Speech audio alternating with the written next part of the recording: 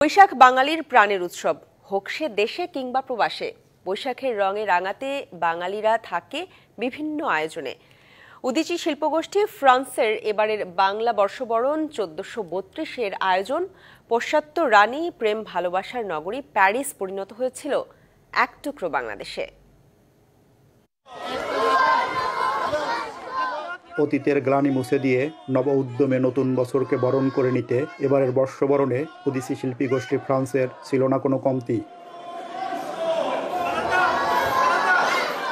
সম্পূর্ণ দেশি আবহে আয়োজিত অনুষ্ঠানে আয়োজনের সবকিছুতেই ফুটে উঠেছিল আবহমান বাংলার চিরচেনা ঐতিহ্য।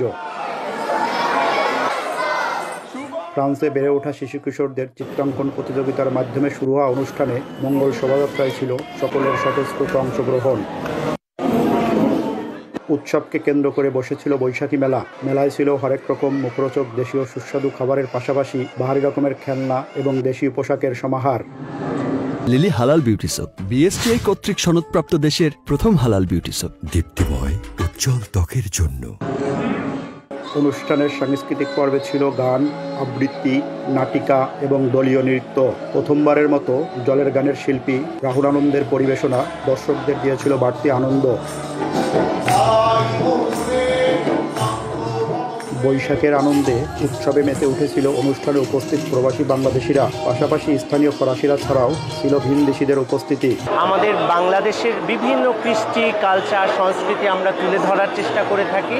এখানে জাতি ধর্ম নির্বিশেষে সবাই অংশগ্রহণ করছে। মনে হয় এটা একটা ছোট্ট বাংলাদেশ। আনন্দ করছি, সবাই মিলে ভালো লাগছে, সবাই আসছে আমাদের বাঙালি। সবাইকে শুভ নববর্ষ, অনেক প্রীতি ও শুভেচ্ছা। আজকে আমরা অনেক সুন্দর একটা সন্ধ্যা উপভোগ করেছি।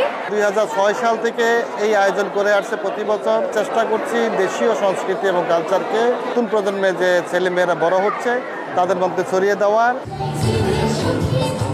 বাংলাদেশিরা মনে করেন প্রবাসের মাটিতে এই ধরনের আয়োজন প্রবাসে বেড়ে ওঠা নতুন প্রজন্মকে তাদের মাতৃভূমির ইতিহাস, ঐতিহ্য আর সংস্কৃতির সাথে পরিচয় করিয়ে দিতে নিয়ামক হিসাবে কাজ করবে। ফ্রান্সের প্যারিস থেকে ইকবাল মোহাম্মদ জাফর, ডিবিসি নিউজ।